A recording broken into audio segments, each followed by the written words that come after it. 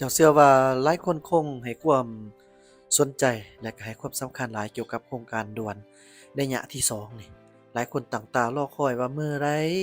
สิมีการเซ็นสัญญาสิมีการลงมือก่อสร้างกันจักเทื่อเพราะว่าหลายคนนี่ก็ต้องการอยากสิรถส่วนตัวไปท่องเที่ยวหลวงพระบางไปเฮ็ดธุรกิจไปเวียกไปงานมันก็ยังเป็นหยังที่สะดวกในแบบส่วนตัวมันก็มีหลายทางเลือกในการชมไสเนาะเจ้าท่านผู้ชม ท่านใดที่บ่อยากจ่ายค่าทางด่วนก็ไปขี่รถไฟจั่งซี้แม่นไผบ่อยากไปทาง13เหนือก็มาใช้เส้นทางด่วนเพราะว่ามันยาก13เหนือฉะนั้น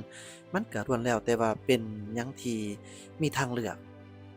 บวกกับทาง13เหนือตอนนี้ก็เห็นข่าวมาว่าเพิ่นเองก็กำลังมีการก่อสร้างกันอยู่บางบ่อนเนาะเจ้าท่านผู้ชมต้องใช้คำว่าบางบ่อนบางพื้นที่เพราะว่ามันบ่แม่นโครงการ รวดบัดเดียวจนแล้ว13เหนือบ่แม่นแบบนั้นเจ้าฉะนั้นเพิ่นเฮ็ดไปแต่ละบ่อนตาบไปแต่ละบ่อนละทียังประมาณนี้แก้ไขไปก่อนเนาะบัดนี้ถือว่าก็ได้เห็นข่าวค่อนข้างว่ามีความคืบหน้าไปหลายพอสมควรโดยเฉพาะแม่นโครงการ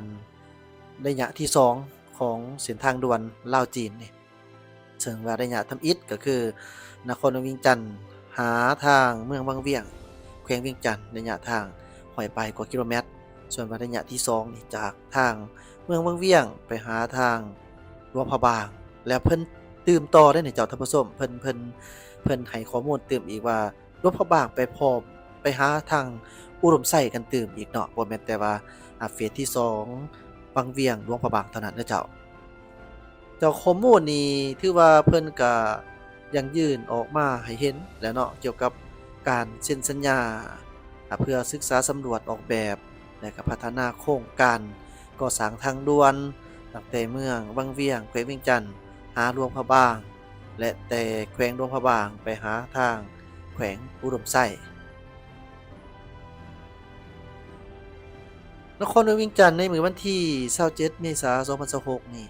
ได้มีพิธีเซ็นบทบันทึกความเข้าใจหรือว่า MOU เพื่อศึกษาสำรวจออกแบบและพัฒนาโครงการก่อสร้างทางด่วนเวียงจันทน์บ่อเต็นส่วนที่2แต่เมืองวังเวียงแขวงเวียงจันทน์หา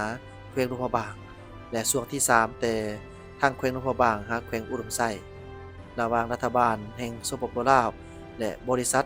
กลุ่มอุตสาหกรรมปังยิงแขวงหูหนาน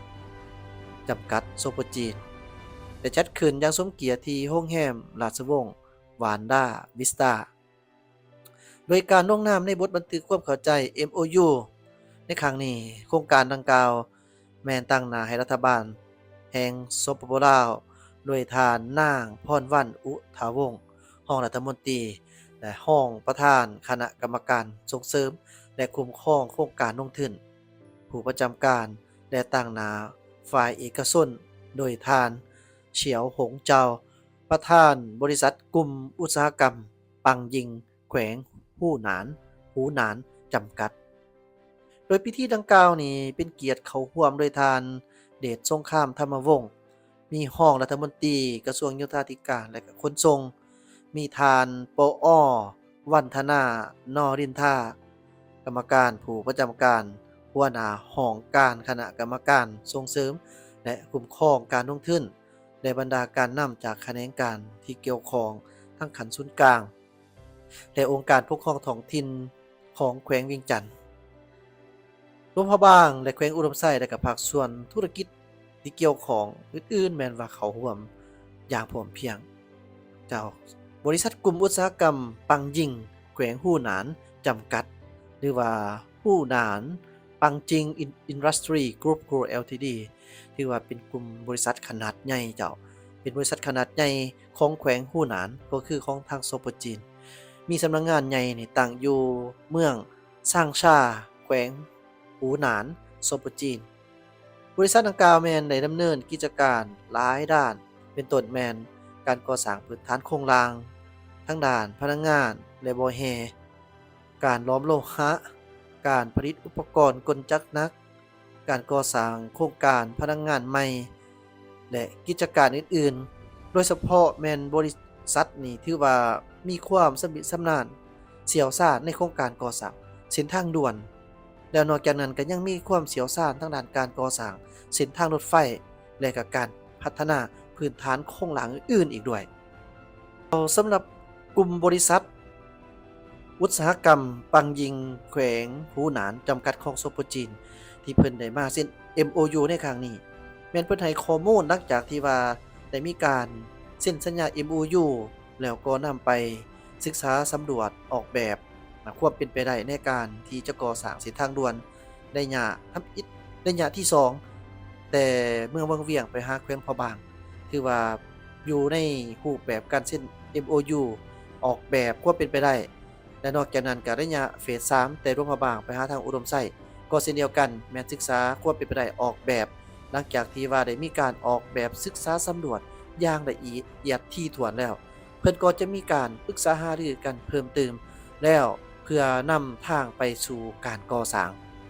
ส่วนว่าวันเวลาที่จะก่อสร้างแท้ๆทางข่าวเพิ่นบ่ได้บอกระบุบอกมาอย่างชัดเจนว่าจะมีการลงมือก่อสร้างวันเดือนปีใดโอ้แต่ว่านี่แม่นเป็นสัญญาณที่ดีออกมาเป็นที่เรียบร้อยแล้วเพราะว่าได้มีกลุ่มบริษัทยักษ์ใหญ่จากขุนหารได้เข้ามาเซ็นสัญญา MOU นั่นหมายความว่าความคืบหน้าของโครงการเส้นทางด่วนระยะที่2และ3นี่เกิดอย่างแน่นอน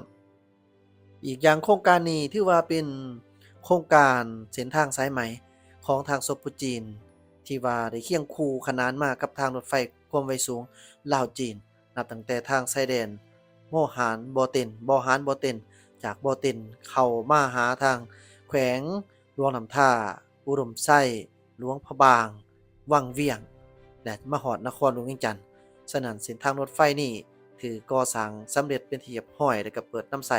มาตั้งแต่ผลปี200022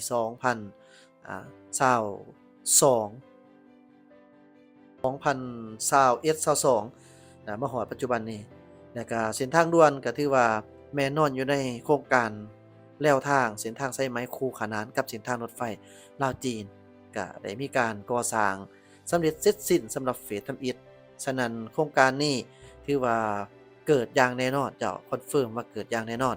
เพราะเพิ่นจะให้มันแล้วไปตาม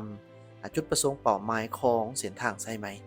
แน่นอนเกี่ยวกับเรื่องการสำรวจออกแบบการลงทุนลงมือก่อสร้างมันเป็นทุนมหาศาลฉะนั้นก่อนจะมีการตัดสินใจอหยังต่างๆก็ต้องได้มีการศึกษาความเป็นไปได้ให้มันชัดเจนเสียก่อนแล้วจึงไปวางเบิ่งงบประมาณและก็ความเหมาะสมสำหรับเส้นทางใดที่จะก่อสร้างเพราะว่ามันจะมีหลายรูปแบบหลายเส้นทางเลือกยกตัวอย่าง